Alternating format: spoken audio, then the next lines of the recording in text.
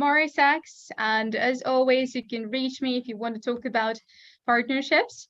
And today with me is Bryony Cooper, an amazing, fantastic founder who went from being a founder and CEO to being an investor, and a very niche one. She works in Arkley Brinc and invested in deep tech, IoT, hardware, agri-tech, which is very, very unusual for women VC. So tell us about yourself, please. It's great to have you here.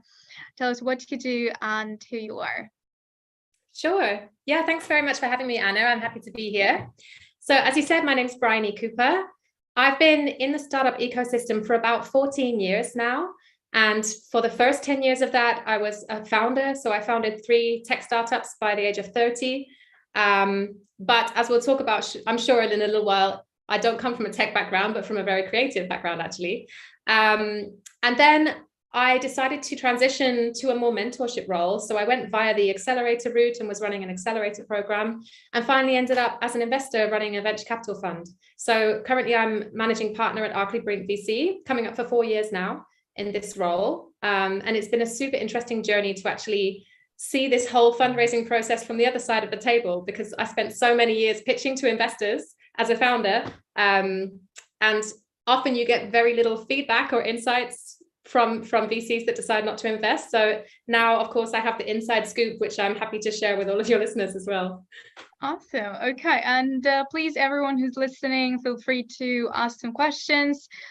We do have one definitely already, and we'll get to it. But since you mentioned it already, you come from a very creative background. You're a singer, a professional singer, and I heard that. I went over YouTube and saw some of your videos, and it's amazing. And you should all go there. I will probably post a link after this podcast. So, how did you end up in the startup world? So there was a few years in between in this transitional stage, I would say. But yeah, when I was younger, all I wanted to do was sing. I was not really interested in technology yet at that stage. But I spent 7 years as a professional singer. So as soon as I was 16, I became self-employed. And looking back now, I can see that I already had that entrepreneurial spark, because I just thought, okay, what do I need to do to be able to get there? I need to register as self-employed and do my own tax returns. I need to get an agent. I need to earn some money so that I can buy the sound equipment, so I was going through all of these steps just to be able to facilitate my big dream.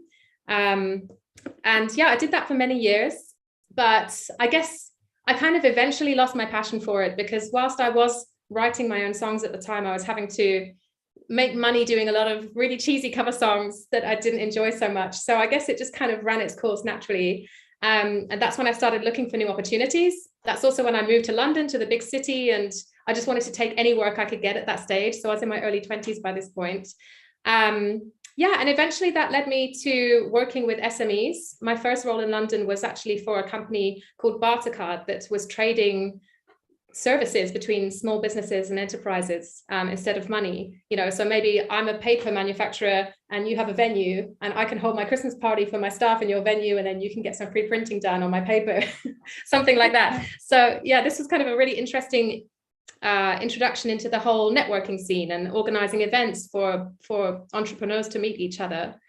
And then from there I went on to work in a more with tech-based colleagues. So this is where really the magic started happening. I got into copywriting, and then I went to university when I moved to London studying creative writing.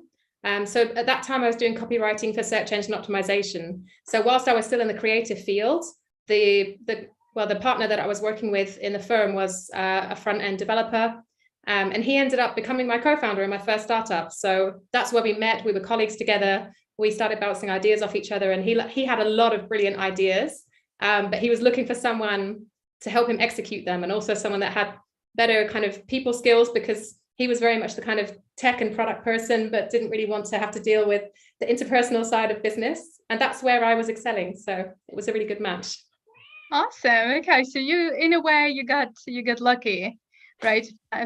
Finding your co-founder. Like this is something that is not so easy these days, and like there are so many communities where people do just that. They're looking for co-founders, and that's it's great that you had such an amazing, successful story. So what was your first startup, and what was that brilliant idea?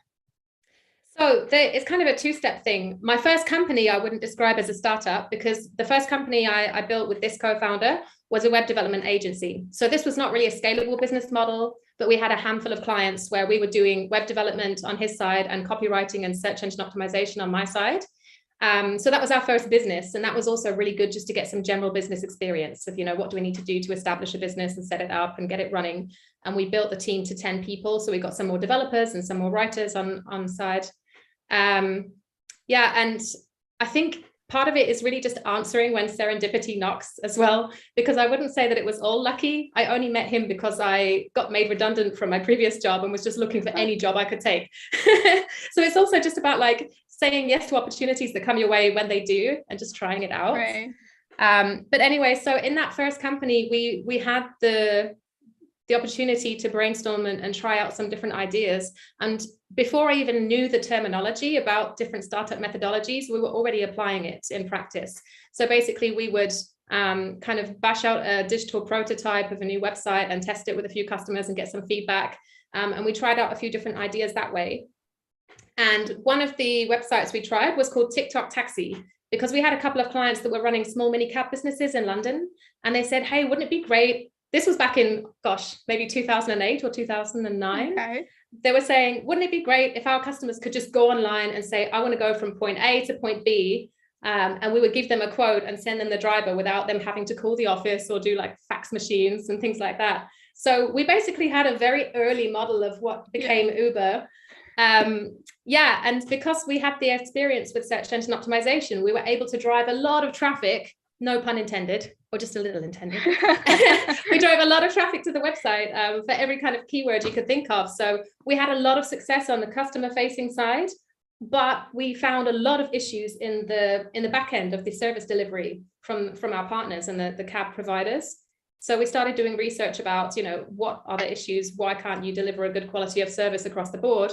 And that's where we found the problem that became the first startup that we built to address that problem, was that there was no affordable, usable taxi dispatch software available for the small to medium-sized businesses that made up 80% of the UK market. So we said, okay, let's build one. And that became T-Dispatch, which was the first and biggest startup that I ran. Awesome. Oh, I think I remember.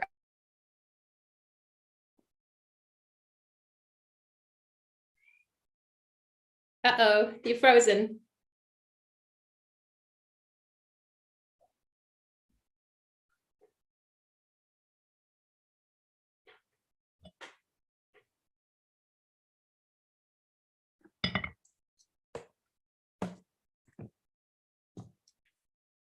Back? Oh, there you are. Okay, yeah, you're back. Yeah, so, sorry, it froze. Okay, it's glad that everything's back. So yeah, I could not get a taxi. You could not basically just catch a cab on the street somehow, and I didn't know. I was very young back then. I was 19, something like that. I did not know how it worked, so could not call a cab, could not do anything. That would be really, really helpful if you created Uber back then. Yeah, but I think Uber actually launched in 2009. So we were very lucky in the timing of our market entry, that we basically rode that wave of this whole Uber and Lyft revolution. And whilst they were having the P2P apps, we were basically saying we want to empower the incumbents. So all of these kind of more traditional and older minicab companies, we needed to give them the tools to be able to compete in this new digital world. So that's what we did, as well as having the back-end tools for the operational side of the fleet management. We also provided white label tools so that they could have the apps and the websites with their own branding and also offer the same quality of service to the end customers. Awesome. But again, you were coming from a very non-tech background. You had obviously a co-founder, but still navigating this whole thing, learning how everything works, even the jargon. Like, how did you do that? How did you embrace this whole experience and just to dive into it? I think one of the things is you just have to go all in and decide, right, we're going to do this, and put your everything into it. Because also I've worked on some startup projects where people were not really sure if they wanted to be founders or not. They maybe had a really cool idea, but at the end of the day, they were very happy with their 4-day-a-week consultancy job that pays really well and having that financial security. And I totally get that. So I think, you have to have that slightly crazy kind of founder spirit where you're very happy to work with constantly a fire lit underneath your butt, like, you might run out of money tomorrow, so you just have to work as hard as you can. So I think part of it is just having that kind of essence of being an entrepreneur and being willing to jump into the deep end and see if you sink or swim.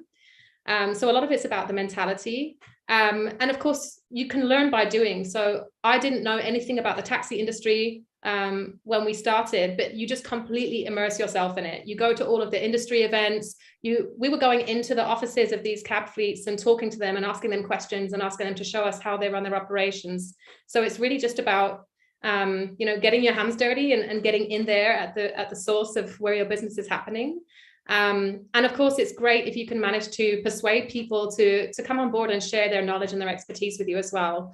So I think having good communication skills and soft skills, which is what I brought to the team, where the other two had very strong tech and product skills, was definitely helpful, because then you can much more easily convince people to just be nice and share their information with you. Yeah. Sorry, that the next question slipped my mind, but obviously you have to still learn like how it works, right? So do you think that now founders, like non-tech founders, even if they have a tech co-founder, someone who knows how the whole tech side of it works, do they still need to become somehow tech fluent, tech savvy, to still immerse themselves into this whole thing, or it's possible to divide it completely and still be a cohesive team? I think it is important to have a high level overview of the technology. Of course, no one's going to expect you to become a programmer yourself. And it doesn't make sense for all of you to be doing the same tasks in the company. But when I was the CEO of the startup, it was really important that I had that high level overview of every department in the company. So that was the technology and kind of what programming languages were used and what was the framework. But also knowing, what were the salespeople working on and what was the marketing strategy and what's happening with the finances. You have to have an overview of everything, because these are all like moving cogs that work together. So it's important to get an overview, but you don't need to go too deep. But the other thing is, it's important to stay on top of technology trends as well, because you need to sort of try and predict how the market is going to change and evolve, and staying with your finger on the pulse of latest technology trends is also a big part of that. So I think that's important for all of the founders to do. Awesome. All right. And we have a question now. So building a startup can be a lonely business regardless of technical skill. Add this gap to the mix and it can feel worse when you're in a tech startup community trying to become a part of the ecosystem. So what are some ways to remain resilient? What were your ways? I think that's a really important question, and it's something I wish I had considered a lot earlier in my journey. So when we started T-Dispatch, we moved from London to Berlin because our first investors were here, and we got invited to participate in a 6-month incubator, like company builder program. So when I moved to Germany, I didn't know anybody here. I didn't speak the language. My two co-founders, we had minimal social interactions. One of them had a young family. So, I was really very much alone when I came here. And I'll be completely open. The first year was really, really hard. I was living in a WG, so in a shared house in Berlin with some other young people. So, I still had some ways to socialize, but also working in a startup or being a founder can be really taxing in terms of having to do very long hours and being all consuming. So I think you have to put down some really firm boundaries for yourself about keeping a work-life balance and taking time out for yourself as well. And for me, what I found really helpful was practicing mindfulness. So trying to introduce meditation techniques or just taking a bit of me time. And I think I'm one of the very lucky ones, because I'm a social butterfly. I'm a very open communicator. So for me, I think it was quite easy to make friends. But I think it's important for anybody, no matter what your personality type is, to put yourself out there and put yourself in situations maybe where you don't feel so comfortable at first, but where you're going to meet other like-minded people. So do go to those networking events. Do always join the kind of after drinks, less formal parts as well. Of course, it's great to listen to the talks and to gain some insights, but it's really at the kind of after drinks where you can actually open up and get to know people a little better. So yeah, that's how I just kind of try my best to integrate myself into that community and find other like-minded people. Oh, on that note, I remember I went to this amazing event, and I think it was by Founders Institute, and it was something around pitching, and it was really serious. Everyone wanted to do their best and everything, but at the end of it, we had like this little online tables, rooms, if you may, where we would just network. And one of the founders came in with a glass of wine. And I thought, oh my God, that's brilliant. You just want to just release the stress a little bit. And we should have all done that. So yeah, I completely agree with you. Yeah. Oh, right, but yeah. Yeah, Sorry, I think actually, not only socially, but some of the best business deals that I've done have been at the drinks afterwards. Like when I go to big conferences like Web Summit, for example, you're doing one-to-one networking all day long, and it's great. But at the end of the day, the people I ended up staying in touch with or even doing follow-up with have been the ones that I went to the parties with afterwards. Because then people are just more open and their guard comes down. Yeah, I agree with you. All right, and after that, you had, I think after that, if I'm getting the timeline right, you had an even more tech-oriented startup, Hint, right? That was hardware. Yes. And please tell me more about it, because I saw your pitch video about Hint, and I thought the idea was absolutely brilliant. So could you tell us more about it? Sure. Yeah. So I went from having been at T-Dispatch for 4 or 5 years, where we were doing software as a service. So it was all cloud-based technology. I was looking for my next opportunity. And this was a point already where I'd already been a bit burned out from those years in the startup. And I was looking to work in a more mentorship kind of role. But I ended up then being kind of interim CEO of a couple more startup projects. So what I did was I joined a company called IXDS, who were one of the leading service design studios in Germany. And they hadn't had much to do with startups before. Sorry, my cat's joining this call now. That's okay. Yeah, she's here. She's welcome. So at IXDS, they were working with IoT and hardware projects. So this was my first introduction to that. And they were working very much on human-centered design and looking at interaction design, and focusing also on design for manufacturing. So there was kind of a whole new world for me. But what they wanted to bring someone in who had knowledge of how to run a startup, because they had a lot of great talents and skills in this company that would have been very highly beneficial to startups. And quite often their skill set is what some startups were missing. So we founded a new company called IXDS Lab, which was kind of like an innovation lab or a venture builder, where we spun off a few different projects. And the first and the main one that we did was called Hint. We'd raised 30,000 euros from EU government funding to do this project.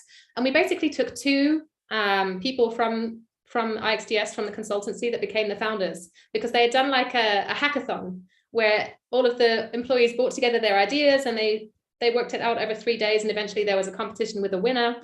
So the ones that came up with Hint were the winner. And what Hint was basically a little smart device, kind of like a light up button for elderly people to encourage and facilitate independent living. So to help them remember their important tasks. I think the main use case that was the most important one was about taking medication, because not only do elderly people sometimes forget to take the medication, but they'll forget they've already taken it and then take it again and end up overdosing. So you have pill boxes and things, but nothing really too smart. So that was just one scenario of where it could be helpful to remember a task and then know if you've done the task or not. So having this button in the home, because sometimes it can be more difficult for an older generation to adopt new technologies and to interact with screens. So this was having something physical, and it was based on a lot of user research and focus groups that they had done with elderly people, on their daily habits and what would integrate the most naturally into their daily routine and into their home and their lifestyle. yeah, so that was basically the project that we were working on. And we got a lot of interest in the beginning. So because we had one creative technologist who was the kind of the hardware developer, and we had one designer that was doing the kind of front end and the design. Then they brought me in to be the interim CEO because I had the business experience and I could actually help them, develop a sustainable financial model and bring that to the network of investors that I already knew as well. So we were doing that project for maybe 6 to 9 months, but unfortunately we had to shelf it in the end because do you remember I mentioned earlier how not everyone has this entrepreneurial drive, the spirit? This is exactly what happened. So even though they were two very talented people, at the end of the day, when I said, okay, we can get 15,000 euros if we go to Barcelona and participate in this accelerator, we've been accepted. They were like, oh, I don't know if I want to uproot my whole life and move to a different country. That's not for everybody. And I totally respect that decision. But, you have to, that's why it's so important to make sure that you're on the same page with your co-founders right from the very beginning of any project, because you have to all be in it with the same long-term goal. Okay, yeah, I think it's another very important thing to talk over at the very beginning. Like, what if we're accepted in accelerator, which is in another country, right? And so thank you for bringing it up. But okay, so we're at the point where you were probably moving towards becoming a VC.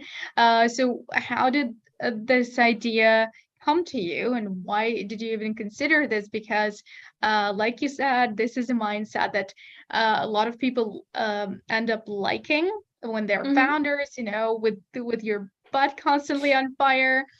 So what made you move away? So during that time, the couple of years when I was at IXDS Labs, I, at that point, also had started mentoring founders because I've been through so much over the last 6 years as a founder myself. And I felt like I've made a lot of mistakes that other people don't need to make. I've had so many pitfalls that if I had just been a little bit more experienced, or maybe if I had had a mentor myself, could have been avoided. So I started mentoring through various accelerator programs, or even just one-to-one through some startups that I got to know through networking, who just came to me and asked, would you mind having a coffee with me to talk about something? And it kind of started from that very informal, can we have a coffee and talk about some of the things I'm going through, to a more organized framework of doing it through different accelerators. And I found that this was one of the most gratifying things that I'd done so far. I really just loved sharing my experience with other founders, making them feel like they're not alone in this, that, there's someone else who understands what they're going through and who's been through that before. I really loved it. So I think that was maybe my first inkling towards saying, okay, maybe I could move into a role where I can have more resources at my fingertips to be able to support other founders. And of course, one of the main resources that they need is money. So that leads you to VC. So I kind of had successes and failures with my previous projects. I certainly had not made enough money to be, to become an angel investor on any major scale. But I was actually headhunted while I was at IXDS by a company called Brinc, which was my real foot into the door.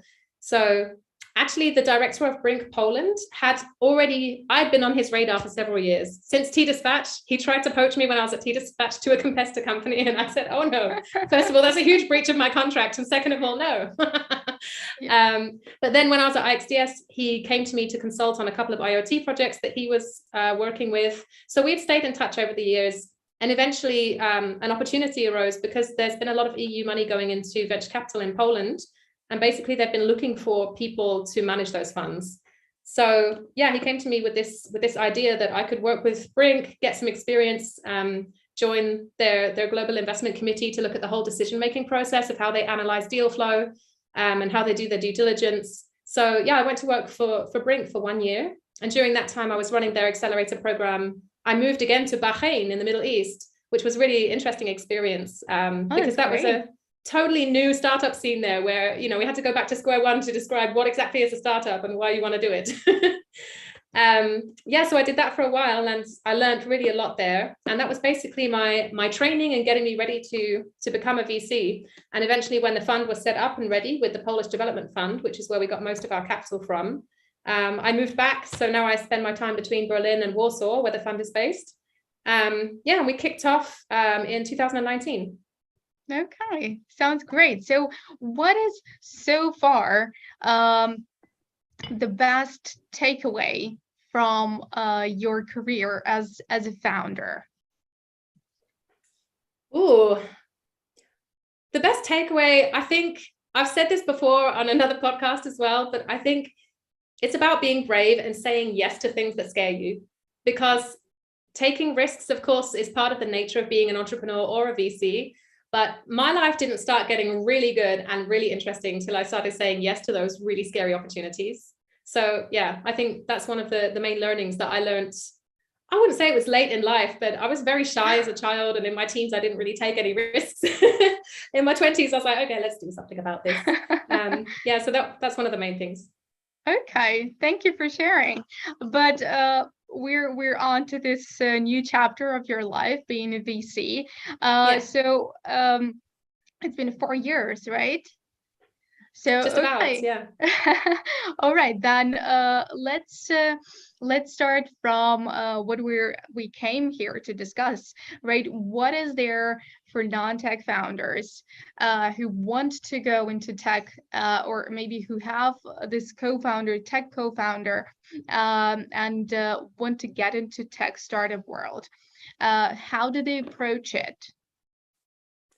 So I think there's a few different things to look at here. First of all, it's knowing where you fit into this ecosystem. And with that, it's not just looking at your academic background or your work experience, but very much looking at the power of transferable skills and looking at what kind of personality traits you have and how they could complement your other co-founders. Because I think for us, one of the most successful things that we achieved earlier, so there was my original co-founder and then we brought in a third co-founder, was we had a super complementary skill set.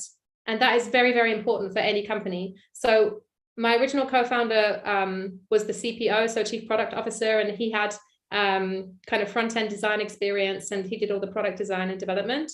The second one was the back-end developer, so he was kind of a full-stack engineer.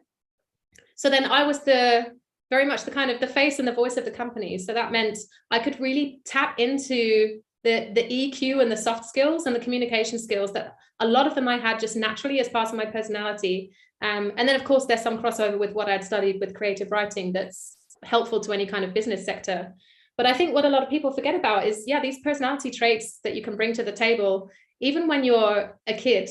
Like if you had many siblings that were always fighting, you maybe became really good at diplomacy, which you can then carry over into the boardroom, which I had to do a lot of times. Or maybe if you had this really tough sports coach when you were younger, it made you super resilient to like harsh feedback. Or if you moved around from place to place a lot, it can make you highly adaptable to new environments. These are all skills that come in so useful in a startup, but they've got nothing to do with what you studied. So I think learning to identify what your strengths are in terms of your personality traits, in terms of what you like and you dislike and what else you can bring to the table outside of the academic or the work experience, identifying that is really important. And then you can find people that complement, the other side. It's the same with my current partner in the fund. He's not really much of a people person or much of a talker. He's the strong and silent type, but he's really good in the negotiations and in the paperwork. So I'm out there doing all of the investor relations and the presentations to our board of investors or at investor committees, while he can stay behind the scenes and do what he's good at. And we're really like yin and yang with our personality types, but that means that we've got the ground covered. So I think that's one important thing. And then, of course, it's about finding a problem that you are genuinely passionate about. It doesn't really matter what your technical skills are. As I mentioned, I had no interest in transportation technology before I got into T-Dispatch, but we found a real world problem that we genuinely were excited about solving. So we then, at that point, once we had identified that problem, we dove in and completely immersed ourselves in the industry. So I think before you kind of learn what technical skills or what industry skills you need to know, identify that problem that you are passionate about solving, and that will be your starting point for where you should go from there. All right. And what do you think about the whole no-code movement? Like a lot of non-technical founders, not technical people are trying to get into startup world, into indie making world through this no-code path. And and obviously you're a very niche fund, right? Do you get those ideas, no-code ideas, or maybe they're not very applicable in what you're doing, or maybe you see some other problem with it? So what's your take on it? I would say it's not so applicable in what we're doing, but we always keep an open mind, because I think in terms of even within our own fund, investment trends are constantly evolving as well. So yes, we're definitely on the more technical side. So it means that naturally the types of teams that are applying to our fund are the more tech-based teams, where they generally come from a background of being a software developer or an engineer. Actually, what's more common for us is that we're missing the person that has more like my skill set, where it's more kind of about business or communications or sales.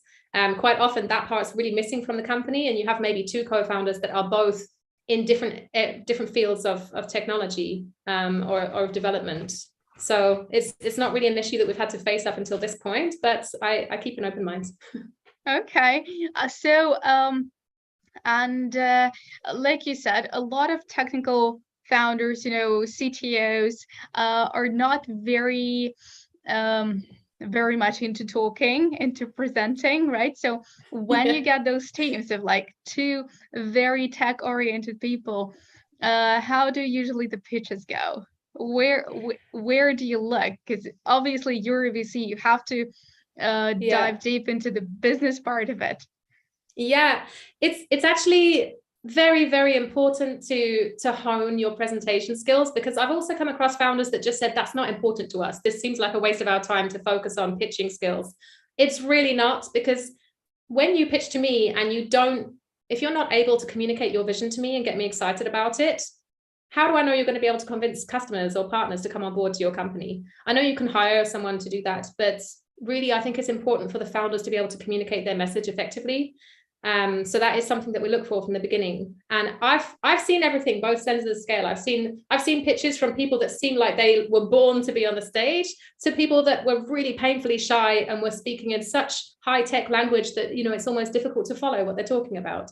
So I think if you are a very technical person, first of all, it's important to realize, think about who is your audience. Not all VCs or investors are from a technical background, like me. So, we're going to understand the basic technology, but it's not a good idea to go too deep into that jargon during your presentation, because this should be something that everybody can understand. What we really care more about is knowing about the problem and the market, and you and your co-founders, who are you and why are you the right people to execute this? So I think not getting too technical is one good piece of advice, but also really focus on the storytelling aspect. This is something of, how you deliver your message into terms that we can understand. Whether I'm a potential customer for your business or just a potential investor, I need to be able to put myself in the shoes of your potential customers to really understand the benefits of your service or your product offering in a very short space of time. So I think having a way to effectively communicate that story of why your company exists, so really communicating the purpose of why you do what you do, and what you're going to be bringing to the world to make it a better place, is also something that will really tap into that emotional aspect and get people hooked on your idea. Have there been examples when guys who were talking in really, really deep technical jargon have been, these jams that you had to get your hands on, right? Or you dismiss these cases right away? Yeah, there's been a couple of scenarios, especially in like biotech or chemtech. And actually, that's why we started as a fund to move away from deep tech as a keyword, because deep tech means a lot of different things. So we do have, for example, some artificial intelligence companies which would still qualify. But when it comes into like the more science-backed topics, this is beyond our area of expertise. And, if we're doing due diligence, because we only have a limited amount of resources internally, and we only have a limited budget, because we're majority publicly funded, we cannot always hire, the biggest consultancy companies to do due diligence on a specific industry sector or a specific technicality for us. So if we don't have the skills and the expertise internally to be able to do efficient due diligence, we can't accept the project. Right. Yeah, so there have been cases where it was kind of very deep in the kind of bio or chem space, and we were just like, we're out. But I can recommend this other great fund who focuses on that. Okay, and so what is for you, and you've been pitching for a while too, so you should be probably bringing this from this side of the table to your current position. So what do you think makes up a successful pitch, and have you been able in your past experience get to this point? Yeah, so I think there's a few things that founders need to do before the pitch to make it a good one. First of all, be prepared, make sure that you've practiced and you know your information. And also you need to know some of the important metrics off the top of your head. So, if you don't want to put your full financials in the presentation, but if the investor asks you, okay, when roughly do you plan to break even? You should know that data. So like being prepared is one thing. And also, as I mentioned earlier, knowing your audience. One thing that really frustrates me that we get all the time is maybe 90% of the inbound leads that come through our website or that find us online, like on F6S, are not a fit for our fund. We have very specific criteria that we have to fulfill. We don't have the privilege of private funds or angel investors who can just invest in whoever they like. For us, there has to be this Polish aspect, and there has to be a hardware element. And, we have other things, pre-revenue, for example. So if a company that's raising $10 million that's based in the USA that's doing a software app or a platform, I'm like, did you even look at our website? So as well, I think do your research and make sure that you are the right fit for the investor that you're pitching to. Otherwise, you're wasting both of their times. So I think those are the important things to do in advance of the pitch. And then once you get there, it's much harder to do virtually over a screen like this. So if you ever can get the opportunity to pitch face to face, I find that it has a much better success rate, because then you can actually make that connection and look them in the eye. And yeah, I think it's more effective. But of course, the world that we live in these days is not always possible. Right. Oh, I actually heard a different opinion from a founder who said, and she's been fundraising over the COVID. Right. So she said, yes, maybe it could have been better or like more efficient. But then again, having this opportunity to just reach out to pretty much anybody and, have an opportunity to set up a meet and a call with pretty much anybody gave her a chance to meet with a lot more people. And maybe that was the way she succeeded in the end. So yeah, I guess, of course, with the magic of the internet, we can reach out to anyone in the world. I think because I work in such a niche field and in such a specific location, for us, it's not so difficult to set up face-to-face meetings in Poland. But if you were, for example, building a SaaS platform for global use that's launching in the USA, you really could go to any investor, because that, I think a very large majority of investors would cover that field and that geography. So maybe we're not the best fit for everybody, but yeah, I can see it definitely working. But no, this is definitely very interesting because you're not for everybody, and you have such a target market that people in this industry, in this niche, have to know about you for sure. So what is your approach to the startups that you're working with? Are you hands-on, hands-off? Do you do you try to offer some expertise, or you just invest and wait for a return? What's your take on this? Oh, we definitely try to be hands-on. So I don't know how exactly you can define smart money. Some people have different definitions, but yeah, we have monthly meetings with all of our teams where we check in with them and see if we can support them anyway. I personally help them as much as I can with marketing and communications. So I pull out those old copywriting skills and write them press releases and articles and social media posts. So, we try to just see what skills do we have in our VC team that we can help, especially in those early stages, just to help add on to a very small team who can't do everything. And always just there for some general business consulting. So we like to be hands-on, but what we find is the teams that are performing the best in our portfolio are the ones that need the least support. So actually, they're so busy being successful that they barely have time to talk to us. And it's even really hard just to get, this monthly half an hour on the phone with them to check in. But for us, that's a good sign. If they don't need us and they're performing well and smashing their KPIs, great. But yeah, the ones that maybe are struggling a little more, we try to spend a little bit more time nurturing. Okay. And what is the case with having a co-founder? Do you see some kind of a trend here? So what I mean is, are successful startups run a solo founder, or they usually have a co-founder? What do you think? What do you see there? Yeah, so I know that a lot of investors are very nervous about solo founders because it's impossible for one person to be able to do everything and to be good at everything. I personally as well, I think it's always better to have 2 or 3, because then you're also dividing the risk and the workload. And it's important to look at the cap table as well to see what's the division of equity, to see how incentivized those co-founders are as well. You know, how much do they feel like this project is their baby as much as the original founder maybe who had the idea. And I think that's one of the mistakes that a lot of founders make. If you've been a solo founder, but you know that you need to bring a co-founder on board to execute your vision, I think a lot of these founders are very tied to the idea that this is my company that I started and I have 100% of the shares. And they're very reluctant to give up any of those shares. Or, you know, maybe they just want to give 2% to a CTO who's actually going to be responsible for delivering the entire product. Without them, you'll be nothing. So I think it's really important to kind of let go of this idea of holding everything to you, because, you know, as the analogy goes, it's better to have a small slice of a big pie than to have a big slice of a tiny pie. So yeah, I think it's important to think about what your co-founders are bringing to the table, first of all, in terms of their skills and their expertise. And beyond that, you know, maybe they're bringing a really valuable network of other investors or other talent that they can also bring into the pool. But also about the output, you know, how much of what your company's built on are they actually going to be delivering in the short term and in the long term?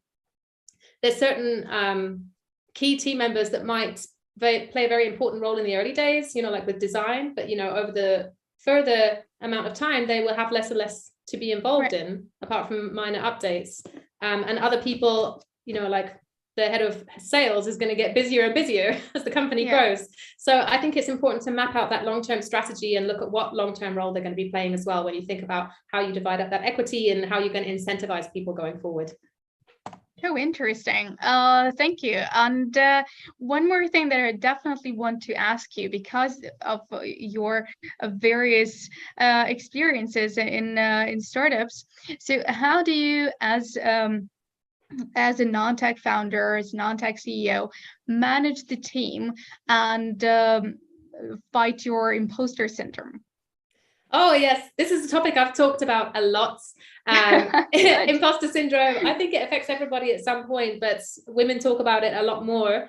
And I think especially when you are in such male-dominated industries, it's even harder. So, you know, I went from doing transportation technology in the taxi and minicab space, which was pretty much all men, to then IoT and hardware. Again, it's a very male industry. And even in venture capital in Europe, I mean, there are a lot of really kick-ass women VCs, but definitely nowhere near as many as men. So it's difficult. So one of the things is building a team. It's important to establish a company culture very early on. This is something I've talked about before as well. I've been on board with a couple of companies when they were in a very fast growth phase. One of them was with my startup with T-Dispatch, where we went from 3 co-founders up to 22 people, and we grew very fast. And, you know, before we even knew what was happening, it was more people than I knew how to manage. And as I mentioned earlier, how important it is to have that high level overview of all of the different departments in the company, because the sales and the customer support people are talking to your customers and finding out what their pains are and what their frustrations are and what they use the most in the product. And they need to feed that information through to the developers who are going to be prioritizing the list of features or of bug fixes. It's so important to have that communication, because if the developers just worked on what they want to work on with no idea what the customers actually want or need, it's not going to work. So I think facilitating a company where you can have this open communication and you actually have established frameworks for that communication, whether that's, you know, your daily or weekly stand-up meetings, and just providing ways to either openly or anonymously give feedback depending on what your team's most comfortable with, making sure that you have good communication tools, whether you use Slack or whatever you choose to use. That's, as the CEO, that's kind of your job to set all of that up. And also doing the uncomfortable things like conflict resolution, or having to let someone go if it's not working, if it's not a cultural fit.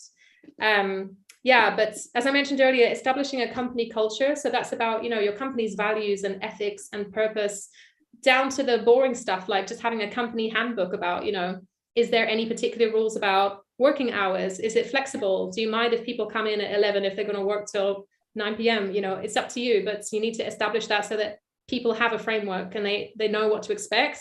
and that everyone's on the same page. So I think establishing that company culture and then facilitating the communication is the most important takeaways. Okay, so what would you choose? That might be not very I don't know, not very comfortable question, but what would you choose? Working with a brilliant person, but who is just horrible to work with, or more mediocre, I'd say, but you know, a good friend, and everyone loves him in the office. It's a great question. I've worked with both. Okay. Quite often the creative geniuses are very difficult to work with. And also on top of that, my mother actually wrote a book called Face to Face in the Workplace, and she deals a lot with this topic of, you know, interactions and communications in a workplace environment. And she talks about the dark triad, which is people that have elements of either narcissist or sociopath or psychopath in their personality. And yeah, it sounds a lot, but it's very, very common. It's not necessarily being a full-blown psychopath, but having some psychopathic traits, or maybe there's even a more politically correct word by now, I'm not sure. But basically, these kind of people with these personality traits are often attracted to positions of power and are more like go-getters. So you will find, if you look in the very upper echelons of business, of the top CEOs in the world, sometimes some of them have these traits. They seem a bit narcissistic or a bit like a sociopath. So the fact is, the more successful you become in your career, you are going to meet these really challenging personality types. So part of it, of course, is building this resilience. So you are able to go into those very tough situations where people might not be very nice day to day. So yeah, part of it is kind of toughening up yourself, but as well also putting down your boundaries, because you don't have to take crap from anyone. And there's no reason for them to be disrespectful to you in the workplace. And if someone's being an absolute bully, if you're the CEO or the founder in the company, you should not stand for that either, no matter how great their creative genius is. So I think personally, I'd probably work with someone, I prefer to work with someone that maybe has good ideas, but is nice to work with. But yeah, the super genius is, I don't know. Yeah, too much of a challenge. All right, thank you for answering that, because I think, yeah, a lot of the times, a lot of developers, especially senior developers, you know, they are the star of the company, and a lot of people may feel a bit overwhelmed by the power given, and yeah, a lot of people don't want to say no to this kind of culture. But okay, could you share your best advice as a VC, or maybe as a former founder, to the non-tech founders working for a tech startup? My best advice would be to dive into the deep end and don't be scared of getting wet. Try to immerse yourself in everything that you're doing, whether that's going to more events that are on the industry topic that you're working in and meeting other experts in that field and picking their brain. I think that's the best thing that you can do, to just, you know, really cover yourself in the topic. Okay, awesome. All right, thank you so much. And one more question. Could you recommend me a couple of people who we definitely should talk to at this podcast? Yes. Okay, so one of them, let me just go quickly to my LinkedIn so I remember the names. So sure. I like to recommend some female founders. I love mentoring women founders, because I know that we have some unique challenges that we face. So I would definitely recommend you some women founders to talk to. So one of them I would say is a lovely young lady called Priscilla Shelp, who is actually now Dr. Priscilla Shelp. She just got her PhD. Yes, and we know each other. Oh, you do? Did she already do this one? No, not yet. But I have her book. She gave me her book, and I'm her test reader. And I'm running way behind the schedule, but I'll get there. So thank you. Okay, cool. You know her already. Okay, yeah. Then another one. So there's a company called Sage Wealth that's in fintech space, and the CEO there, or the founder, is called Sana. So I think it's Sana Al-Badri. Yeah, Sana Al-Badri. So I think I did some mentoring for her through the FemGems program, and I just found her really inspiring to talk to, and I think she would make a great speaker for you. Perfect. Thank you for this recommendation. All right. Well, Bryony, that was amazing. I think, you know, I learned a lot, and Thank you for telling about all your experiences. It was so much different stuff, and that's really exciting. So Yeah, thanks for welcome. being here, and I hope we can do it again sometime. Great. Thanks for having me.